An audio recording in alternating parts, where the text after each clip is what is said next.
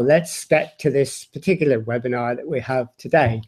Lee and Natasha approached me because what they suggested is that we do a webinar that looks at a problem that we all have to face, especially in this age of social networking. And that is, when you are interested in a topic, when you have a passion about a topic and you want to get people involved, very often you get the usual suspects. You get the people who are normally involved and who are active in a lot of other things as well. So the question then is, how do we get new people? How do we get, having the fact we've got these huge social networks, many of us, how do we get them involved? And once we've got them involved, how do we get them to sustain? How do we maintain them there? How do we involve them in community and social action?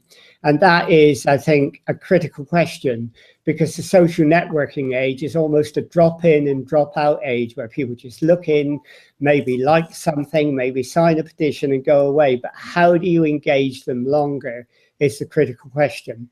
And that's what I'm hoping Natasha and Lee will help us to solve. I doubt they solve it totally, because none of us have, but I'm sure they would do their best to help us to be more effective than we have been in the past. So I'm going to go over to them now. And I'll go to Natasha first, if she'll unmute her microphone. And then she can introduce herself, and Lee then will introduce himself, and then they will start their presentation. And when we've finished, we'll ask you to type questions in on the right-hand side of your screen. And please, you can type them in now, or you can make comments now. You don't have to wait until the presentation's over. Type them whenever you want, and then we'll put them to Natasha and Lee when they finish their presentation. Anyhow, Natasha, over to you. Great. Thanks, Francis. So yeah, my name is Natasha Adams. I currently work as the tax campaign manager at ActionAid, but I've been working in campaigning for about 8 years. And before that, I spent years and years as an activist. So I've got quite a lot of experience. I've kind of specialised in activism because I'm really keen in how deeper engagement drives social change. But most of what I've done in my professional working life is mobilising rather than organising. And Lee and I are both going to explain the kind of nuance of that. So I'll hand over him to talk about his experience as an organiser. We actually met because I went on some organising training that he was running. And then I'll come back to talk about more mainstream NGO campaigning, my mobilising experience, and we'll talk about what we think the two things can learn from each other and how they can work together. So yeah, Lee. Thanks very much, Tasha. Yeah, so yeah, my name is Lee Baker. Yeah, and I work as a community organiser. I'm at a social enterprise called London Community Action, and we, as well as community organising, we train community leaders and activists in community organising techniques. So yeah, I was talking to Tasha, and I thought it would be a good idea to have this webinar, because I think community organising, well, I think community organising is great. I think we could have a very fruitful exchange of NGOs so that we can prepare more people for leadership on a bigger scale. So first of all, I just want to turn to the slides and say a bit about what community organising is. So yeah, if we have the first slide. So what is community organising? Just turning to the second slide. So first of all, I just want to say a bit about what community organising is. So it's a phrase that can be taken to mean all kinds of things.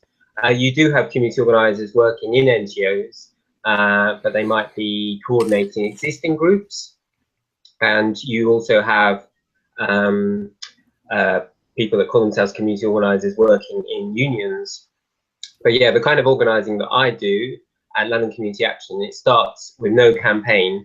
It basically just starts with the community, and we basically go into that community with the simple aim that's up there, bringing people in the community together so they can take action together on common aims and concerns.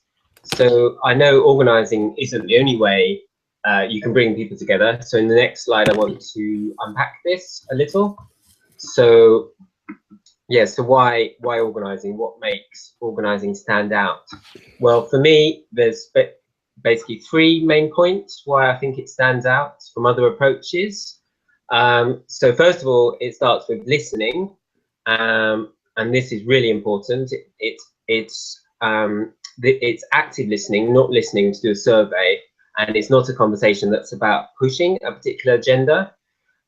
It's basically, we do it to uncover people's motivation to act. So the idea is that everyone, or the vast majority of people do have a motivation to take part in collective action, but it just hasn't, they haven't had a chance to explore that yet.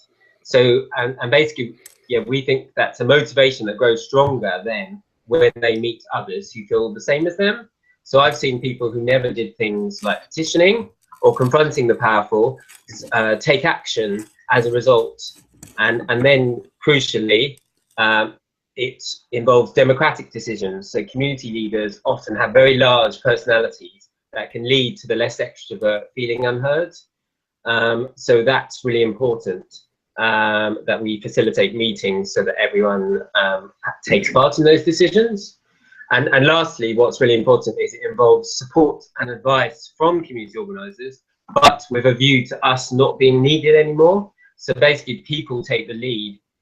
So now in the next slide, I want to show a drawing that I did in a meeting that tried to visualise the process. So we see the first two stages of a community organising drive here. So first of all, in stage one, you're listening. Then in the second stage, people are starting to meet. And so I'm often asked, well, what is the purpose of doing all this? What's the purpose of community organising? You know, is it to increase a sense of community and reduce isolation that people feel? Is it to increase participation in civic life? You know, that very lofty aim you sometimes hear, or is it just more simply to deliver some projects or start some campaigns? Well, yeah, actually it can do all those things, but they aren't the main aim for me. The main aim for me is to build a strong community network, so you then have a community that can act collectively. So you're building power and don't have self-appointed leaders or projects or campaigns that most people had no say on. So on the next slide, we see the result. So yes, so this is my my illustration of then what would ideally happen at the end of this process. So we see some leaders in the middle, but we also see some people that are less involved, but they're still connected on the outside. So the idea is that not everyone wants to suddenly become a community leader, but a proportion will, but the vast majority will want to be connected in some way, or to at least know what's going on. And then some of them might get more involved later. So yeah, and another important point here is you can see it's the community itself that has the information from the listening, and therefore the power. It's not some external organisation that comes in and then collects the information and then uses that to do what it wants to. So in the next two slides, I'm going to give you a couple of concrete examples before I hand over to Tasha. So yeah, just to tell you a bit about what we've done. So one big project was Organising in Cold Harbour, which is a ward in Brixton in South London. And there, yeah, with a colleague, I listened to 600 people, and then the outcome was that 385 people joined a community network, and dozens of those were active participants. So that means they went to a school gate with a petition, they knocked on some of their neighbours' doors, or something like that. But then you had, so you had 8 leaders who emerged, who actually I saw confront power for the first time. So we went to the town hall unannounced, and we facilitated it, but it was them who did the talking, and it was them who said you need to sort this problem out. The biggest problem for them was a road safety problem. And so they fought for that, and they won a new road crossing. And then they went on to campaign on housing repairs after that. And then, just in the next slide, we'll see our most recent project, which was this summer. and there's a couple of images from a tweet that I did. Yeah, basically, yeah, this summer we trained 8 emerging leaders in community organising in the estate of Angeltown, which has had a lot of publicity in the Evening Standard. And basically everyone in the group was amazing, and they felt very frustrated that even though there were many projects to improve the estate, that most people don't feel involved or know what's going on. So following that, some of them want to start their own listening campaign to build a more powerful community so that they can actually stand up for what they want, to do. So so that's community organising. So I'm going to hand over to Tasha to tell you about the alternative approach of mobilising. Yeah. So yeah, the next slide then is about mobilising. So yeah, so you can see here the picture that I've pulled up is a screenshot of the petition that we're running on a tax campaign ActionAid at the moment. And yeah, mobilising is these two terms, mobilising and organising, can be used for lots of different stuff. But what we're using it to mean is when you engage people en masse, and generally you get those who are already interested involved. And I'm going to break this down a little bit more. It's not, whereas organising is much more about a transformational experience, getting people to a place where they feel like they can confront power. Mobilising tends to be about making it as easy as possible for as many people to get involved, and not offering them any kind of transformational experience, just getting them where they are. So they're often kind of paper or e-petitions. So like Lee was talking about, it could be the end result of organising, the people that those leaders that are trained engage at the lowest level. But it can also be much more engaged activism. So for example, at ActionAid, we have activist networks, but we don't, and we do some training. It's kind of halfway in between, but we're getting people that are interested already and that are stepping forwards and asking to be activists with us, rather than going and kind of organising communities and bringing people to that point where they feel that they have the power to take action. So my next slide is about, this is taken from Jim Coe's blog. He's a campaign consultant. Yeah, I think the website is called Coe and Kingham. I can write it into the chat bar at some point in a minute. But this, there's a couple of, the next slide is also the same, but we're not going to move on to that one yet. We're just going to stick with this one. Just comparing mobilising and organising and summarising some of the findings from a book written by Harry Hahn, who is a professor from the States. Her book is called How Organisations Engage Activists. I can also put the details of that into chat. So mobilising kind of builds membership and takes people where they are. That's a strategy for building power rather than building leadership. And they identify and recruit from a high volume of prospects. So NGOs might buy lots of data from kind of petition sites like change.org, or just try and get people en masse. There's a centralised hierarchy, which is very important in terms of the structure. The structure of NGOs tends to be centralised and top-down, not going to communities and asking them what they want to campaign on, but instead centrally deciding what are the key campaign aims. And the results are looking for a breadth of support so that you have a really high number of people. You can take that number to a decision maker and use it to make your case in terms of kind of advocacy directly with power. So yeah, the next slide is just going through a few more things in the same kind of vein. So mobilising wants to maximise action, and there's a lot of talk around people acting when the benefits outweigh the costs. So people try and lower the barriers to action. This is where a lot of the critiques of campaigning and clicktivism have come from, people trying to make emails with a very, very simple call to action so that you can kind of minimise the clicks to get people to engage. And the measure of success is about numbers taking action, whereas in organising it's much more about transformation of individuals' capacities. The support provided is quite technical. You could do mobilising much easier on a bigger scale, which is why lots of NGOs that used to do a lot more with grassroots groups and put a lot more energy into organising style approaches have moved over to mobilising. And yeah, members' action is directed by staff, so it's not really giving people autonomy to do things themselves, building their capacity. but yeah, I think that these two approaches, they're both really, really useful, and they work best when they're working in combination. There's something to be taken from both of them. So I'm going to hand back over to Lee to talk a little bit more about organising and pose some questions. Thanks, Tasha. That was already making me think about the ways we could better work together. So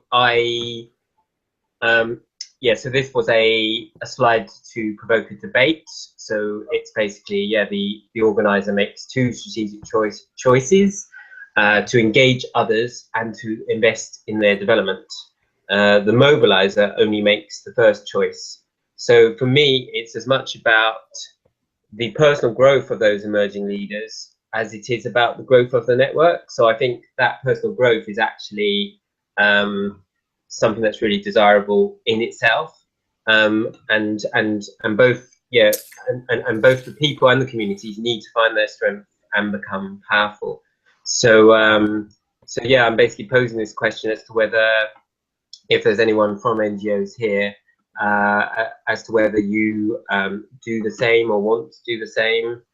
So it's not simply about giving activists the tools to win the campaigns, but there's a bit of that kind of developing people's consciousness, helping them to see that they have a voice and the power to act. So then what I think is my last slide.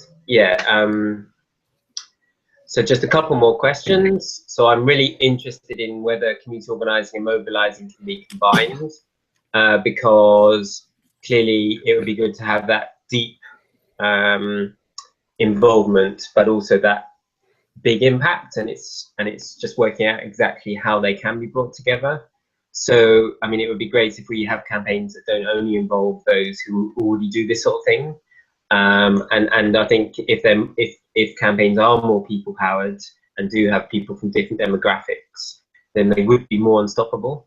And then but in terms of organising, obviously we start with very local campaigns like that road crossing, and then clearly it would be good to win changes kind of borough-wide, London-wide, or even kind of nationally, or why not globally.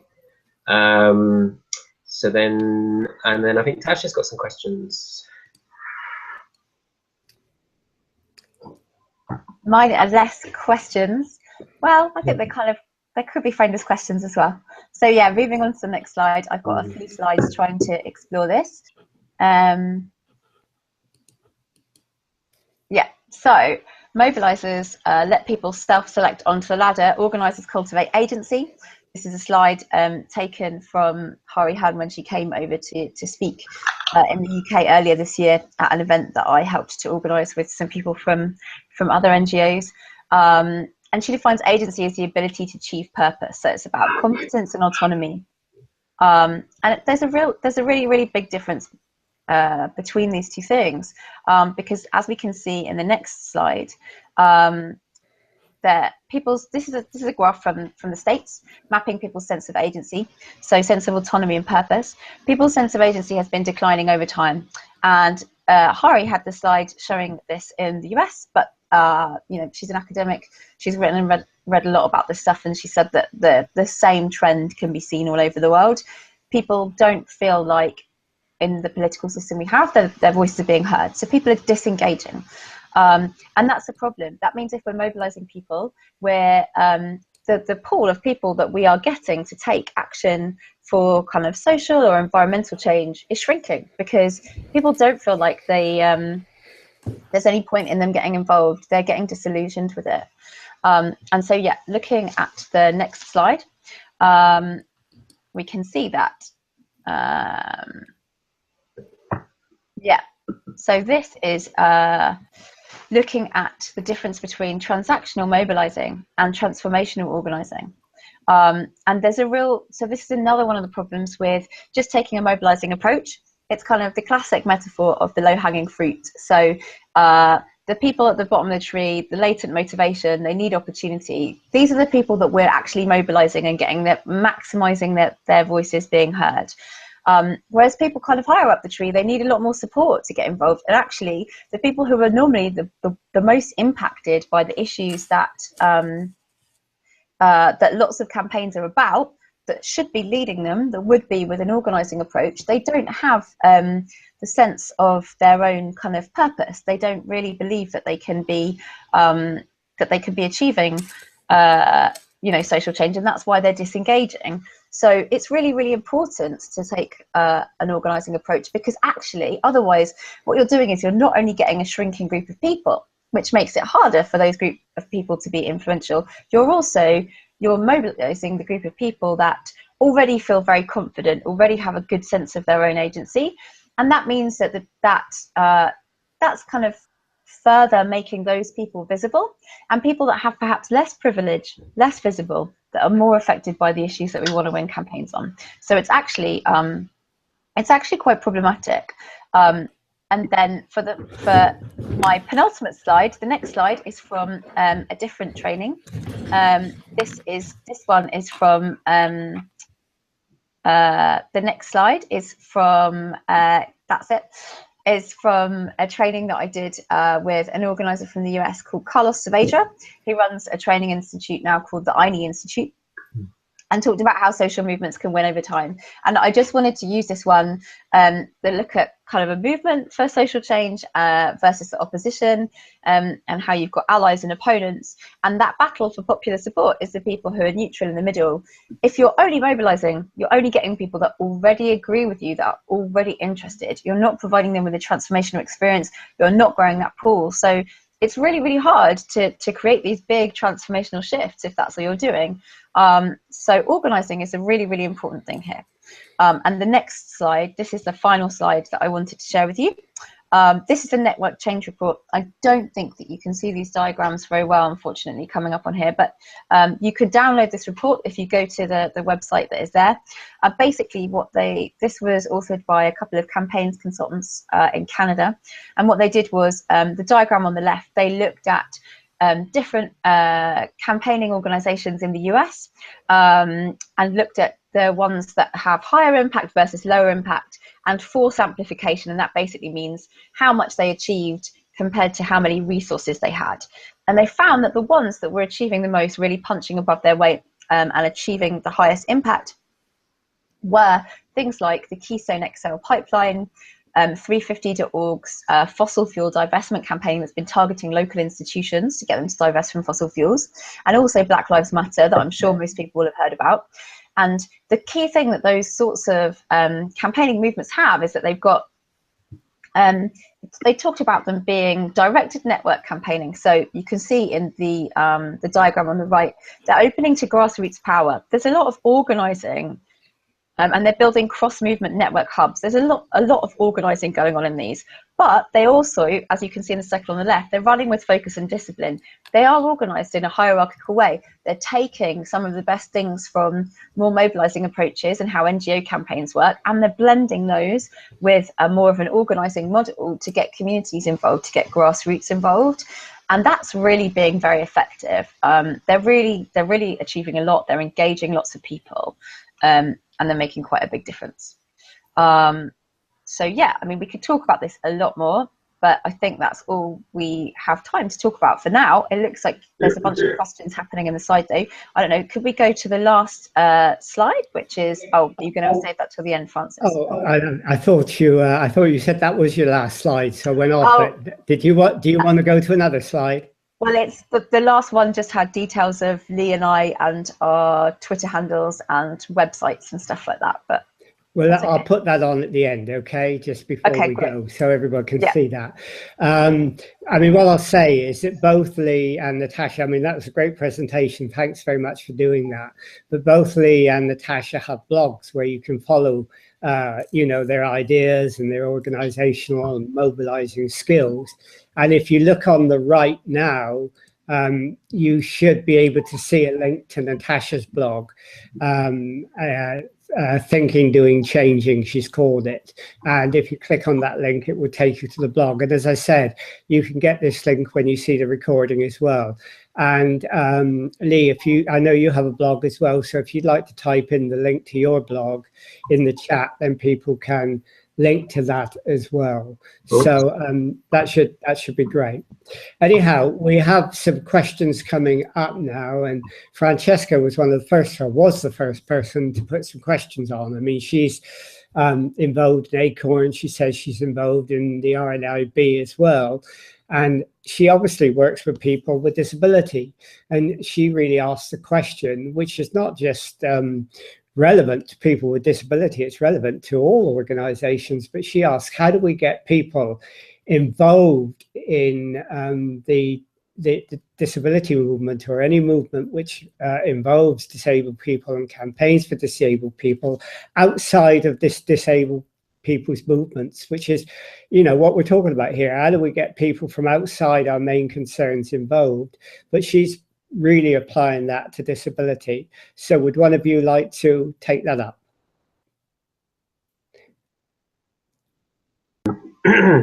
I could give it a go. I mean, I think, yeah, I believe that yeah, everyone has power inside them, and we particularly have a lot more power when we're acting with other people. So I think, but clearly, yeah, some people, will have greater challenges. Yeah, particularly, I mean, it depends, you know, what the disability is that we're talking about. But yeah, I don't know if you can say more about the question in terms of how we can make it more accessible. Do you mean, yeah, because when we're organizing, we basically go to every single door, and then so we include everyone in that sense.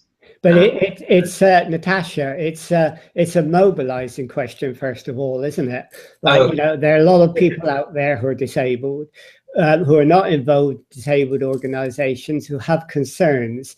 Now, how do you reach those people if you're a mobilizer? And how do you mobilize them into some sort of action even before you organize them further?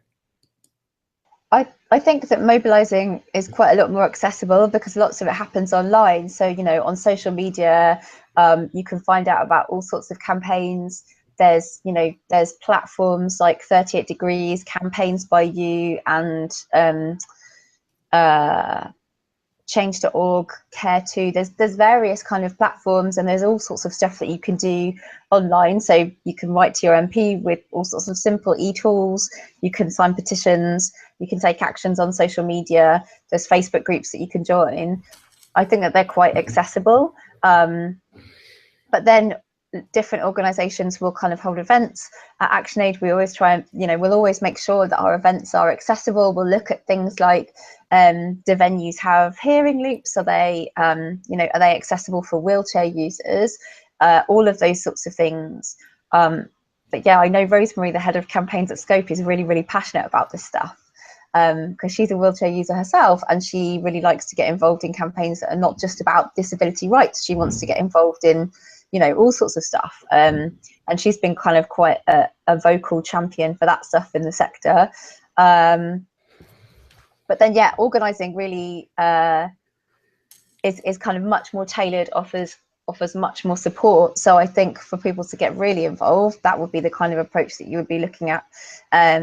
And ability in many ways shouldn't be a barrier. I've run quite a lot of events that people have come to you with self-identified disabilities in lots of different ways. And yeah, we've always made sure that everyone can participate equally. I think what Francesca's saying, I mean, she's disabled herself. She's just told us, and she was thinking of, alternatives to things like door knocking, which is very difficult if you're a wheelchair user.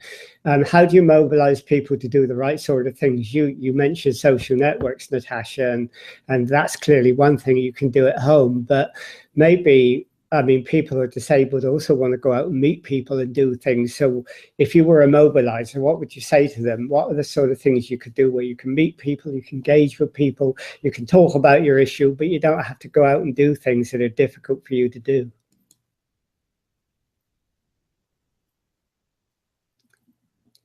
Hello. Sorry, I was muted and I started talking. Oh. I was just looking because Francesca's just written something else in the chat. I think she's actually more interested in organising than in mobilising. I mean, different NGOs like mine, we do put on events. Often because of money, we'll be limited to just putting them on in big regional centres, but we do put them on all over the country as well. So if there are organisations that people are interested in working with, you can look for them and look at what they're doing. But I don't know, Lee, if you've got anything more to say about how people with disabilities can get involved in organising specifically. Yeah, take that up, Lee, because again, that's what Francesca's now saying. How once you've got them mobilised, do you get them involved in being organised and organising? Yeah, well, door knocking is the method we often use, because that's one way you can literally reach everybody. But clearly, yeah, we need to. Yeah, we can look at different ways of reaching people. So we've also had yeah, we've also had events inside cafes or inside other community venues, places where people already are.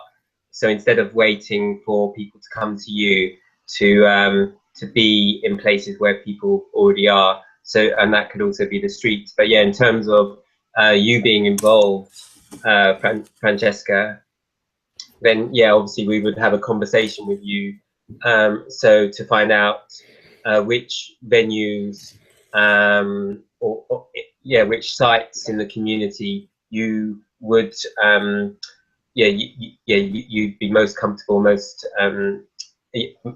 comfortable going to, so that yeah, you could be involved. Yeah, you could be doing what we're doing, because basically what we're doing is having one-to-one conversations. So it's just finding venues to have those conversations. So we can be flexible. Yeah, we can be flexible about how that takes place. So yeah, hopefully that answers your question.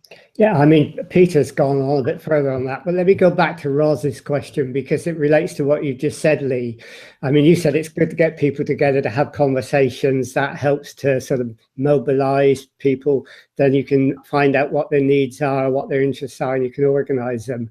But Roz is saying what some people are afraid of is the idea of power.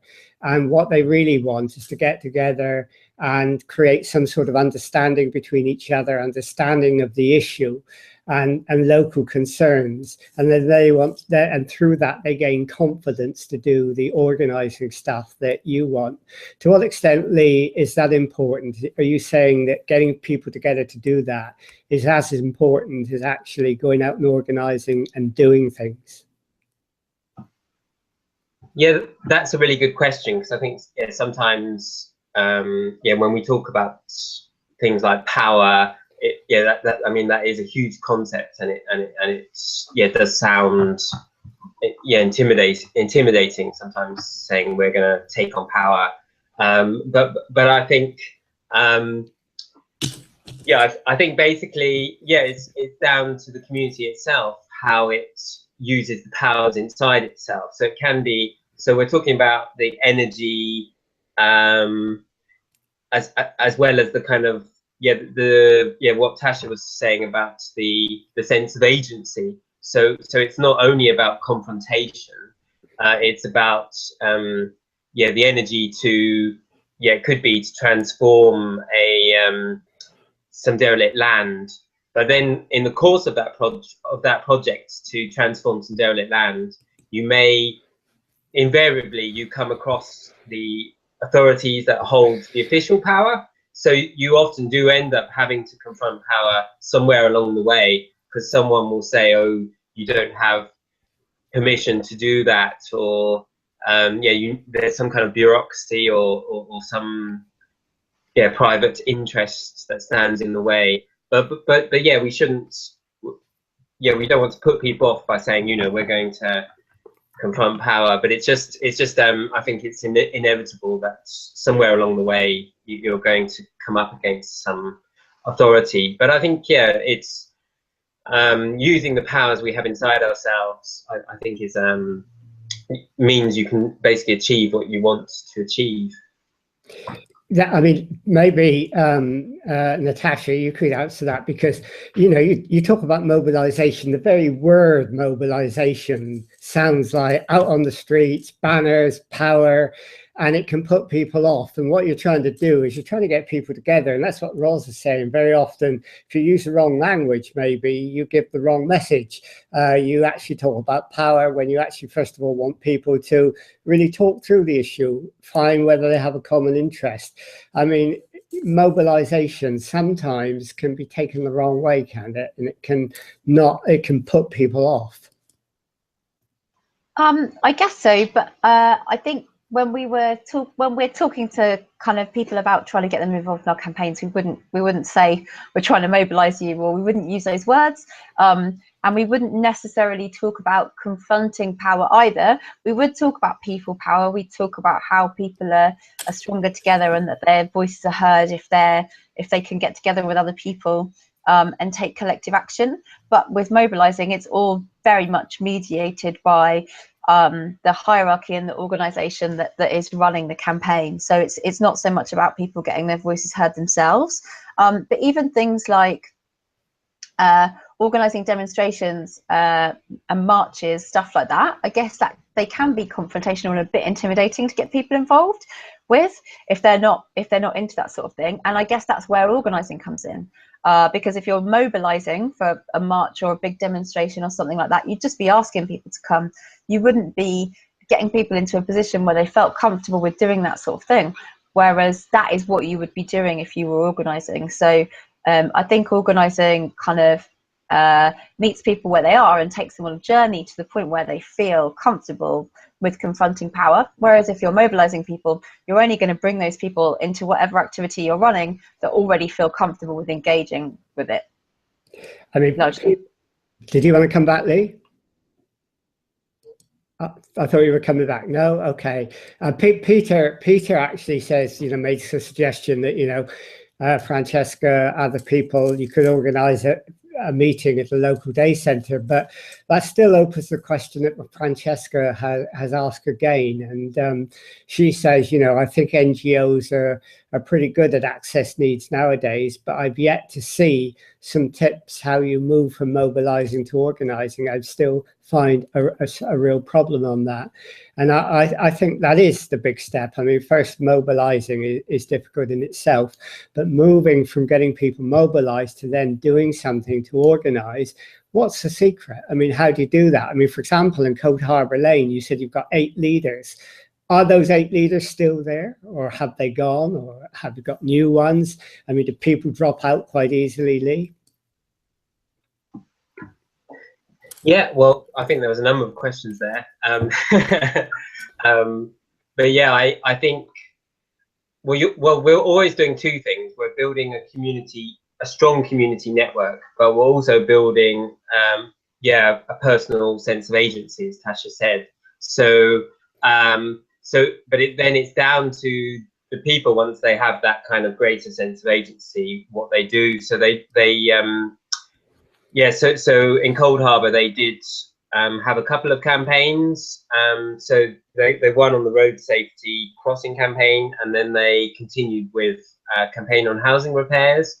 But yeah, in those, but in many areas of London, you do have a high transience of people, and you also have people that have many challenges thrown their way in terms of their work and their children and what have you. So those those leaders, they're still doing things, but they're not they're not still formed as a group, so to speak. So I don't know if that answers your question.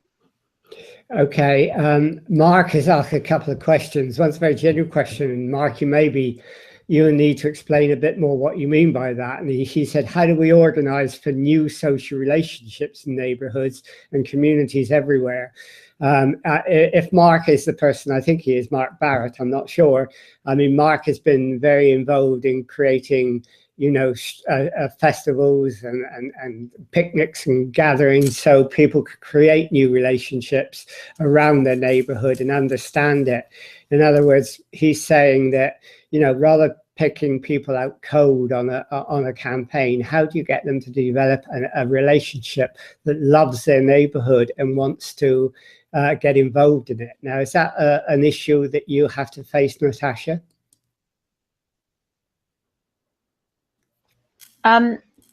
So yeah, in terms of talking about what Mark's saying, talking about agency and social relationships, I think, yeah, that can be really key. I know that in lots of the research that Hari Hound did, she found that engaging people in political action worked much better where there were already existing strong community relationships. So lots of the organisations in the States that managed to engage people in taking any sort of political action really well, they might start out through faith groups, for example, or you've got things like London Citizens where they bring together people that are already coming together in their community.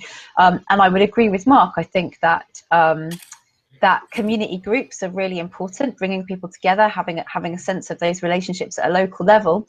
But I don't think that organising necessarily follows from that if you're not also supporting people to become leaders themselves. And the other thing that might happen is if you're just bringing people together in community groups without kind of organising them for political action, is that you'll get the levels of hierarchy that already exist in society. So you'll get all of the privilege, all the different levels of privilege that we already have, like kind of ableism, gender, sexuality, class. All of those things will just assert themselves at a community level in terms of who has their voices heard and who takes things forward. And then the other thing is to move that up to a bigger scale. You probably do need to kind of set some strategy. You need to have some objectives. You need to have some central coordination. And that's where kind of things from mobilising strategy come in. But I do agree. I mean, I think getting people together and rebuilding relationships at a community level is really, really important. And I'm a massive believer in radical kind of participatory grassroots democracy as being the key to kind of changing the world to one that we would want. I mean, I think that's what Mark's saying. He explains it a bit further. You know, new social relationships is about getting people not to be atomistic in society, but caring for one another, looking at their neighbours, helping them out. And how do you create that sort of approach to it? When you do your organising, Lee, do you face that problem? Can you organise people to care for each other better? Is that one of the things that you've had to confront? Yeah, no, I think as I mentioned briefly in the slides, that whilst I think the main aim of organising is to build a strong community network so people can take collective action together, I think there's many positive side effects, and yeah, one of them is that people come together who might not normally hang out together. So yeah, in some of the organising drives that we have had everyone from teenagers to people in their 80s.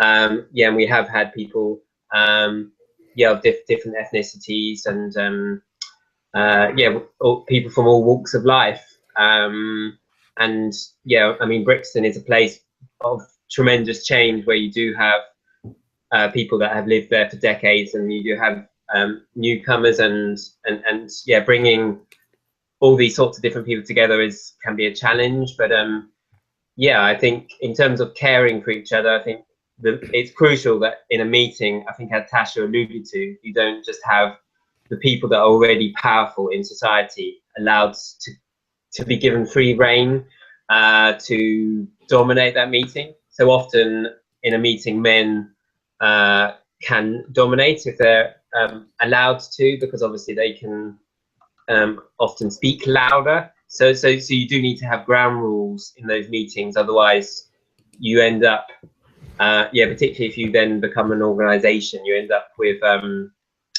yeah, the injustices in society kind of reproduced at the local level. So yeah, you need to kind of always be working to mitigate that, if that answers the question. Yeah, I mean, another point that Emily raises, and a discussion started on the page, and that's about the different approach between generations, an intergenerational approach. I mean, Emily's saying that younger people very often are individualistic and go for a rights-based language, and older people don't want to do that. I don't necessarily agree with that, because I'm an older person and I would go for that.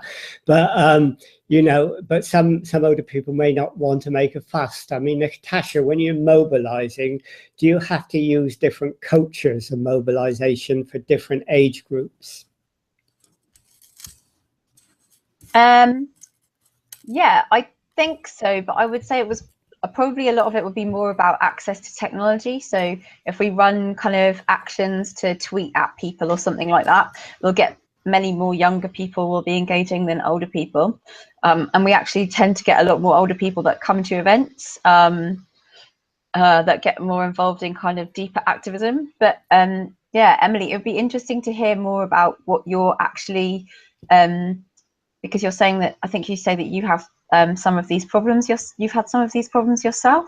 I'm now looking at the chat list, and I'm not sure if you actually have said that, but actually, I mean, at ActionAid, we have many more campaigners that are a lot older, and we're a rights-based organisation, and all of our language is about engaging people in a rights-based way. So we definitely don't find that.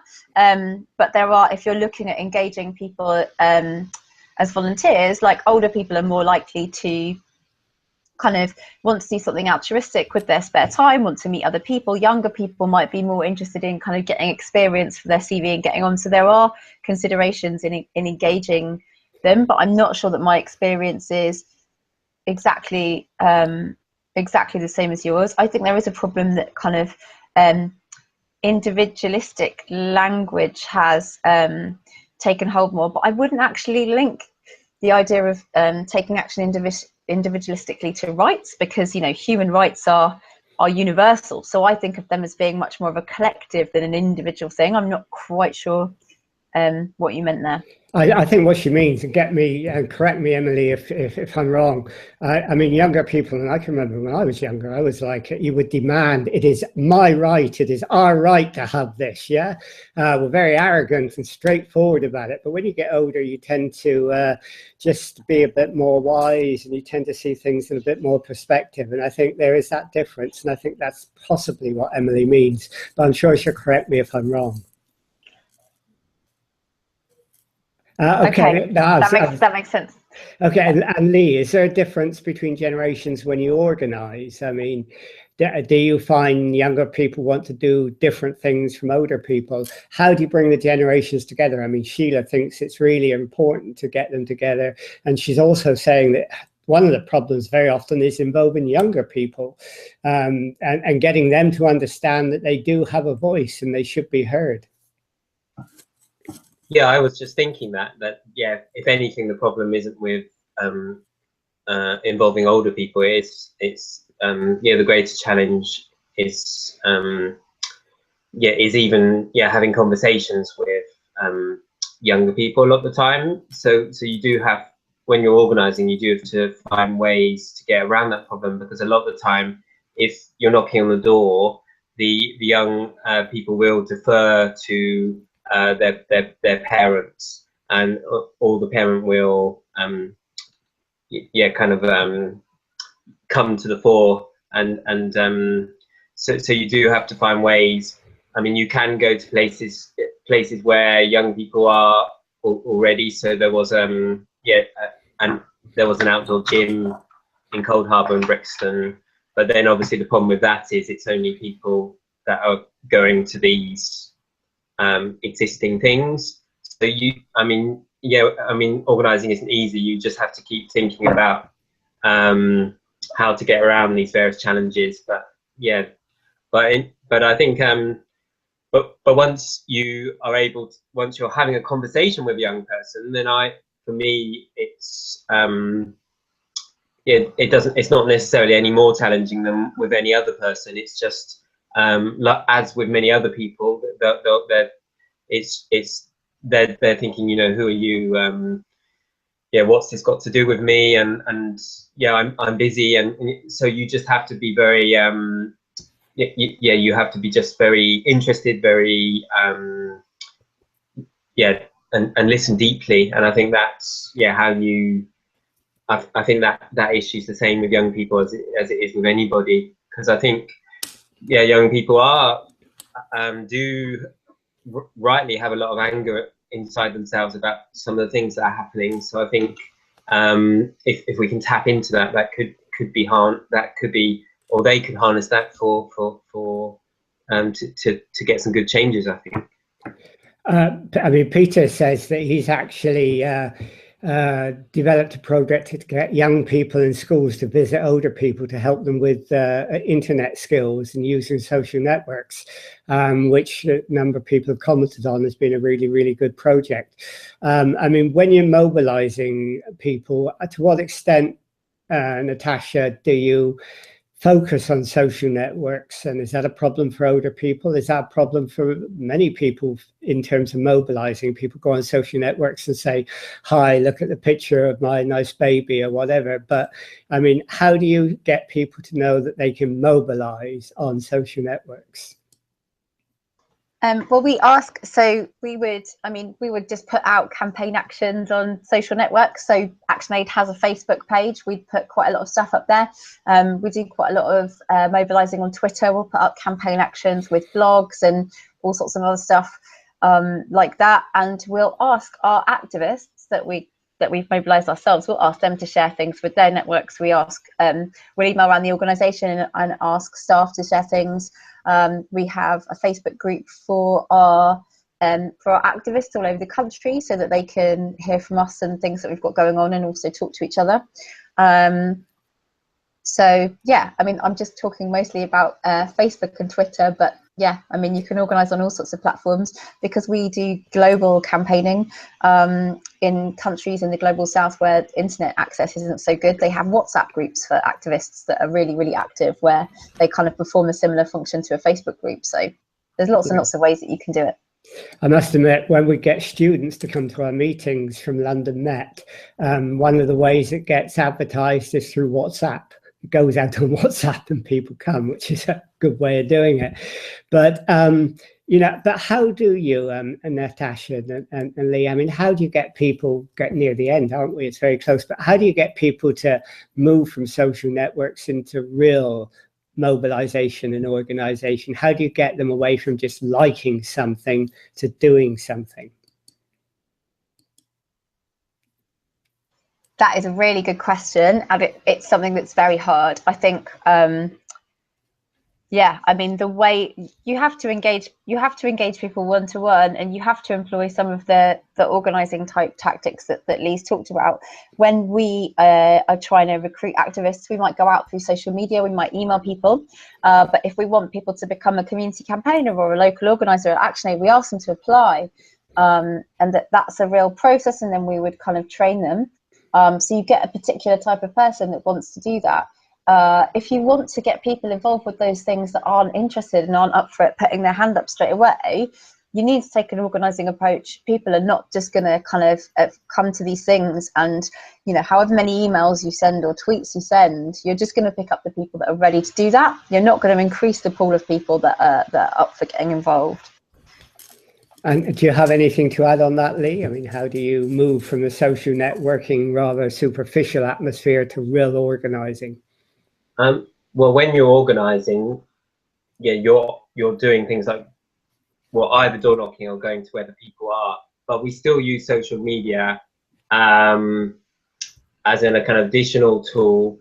But then, if anyone does appear on that, then it's trying to start a conversation with them, and then because it's a more because community organising is more local, it is possible to move them off Facebook and into a real conversation a bit more easily. But yeah, it obviously it depends on their levels of interest. I mean, personally, I would find it better to start, with a kind of a conversation in real life. Okay, well, we're getting close to the end now. Peter's put up a link to John Popham, who's done a lot of work on digital inclusion, and he's really worth reading and looking at. Anyhow, I'm going to sort of gradually end it there. Thanks for doing that, both of you. I mean, in GlobalNet 21, I could do with your skills about how you actually mobilize people from doing, attending our meetings and whatever, into social action afterwards, and how you organize that. I think that's one of the big problems we all have on social networks. How do we move from creating these wonderful large social networks to turning it into real social action? And it's a real problem. So maybe we'll talk to you again about that, because that would be really good to do. Anyhow, I said I'd put your last slide up so people can see who you are. There's your slide with the links to both Lee and to Natasha. So if you can't get it all down now, it will be on the recording, but have a look at it and you can see the link to them. So that's really great. Okay, well, thank you, Lee, and thanks, Natasha. I think this has been your first webinar, and I hope you've enjoyed it. And you're laughing, so you must have. Not crying, so that's fine, or not drowning. It's been really good. There's been a lot of very good questions, and you've answered them really, really well. So thanks for doing that.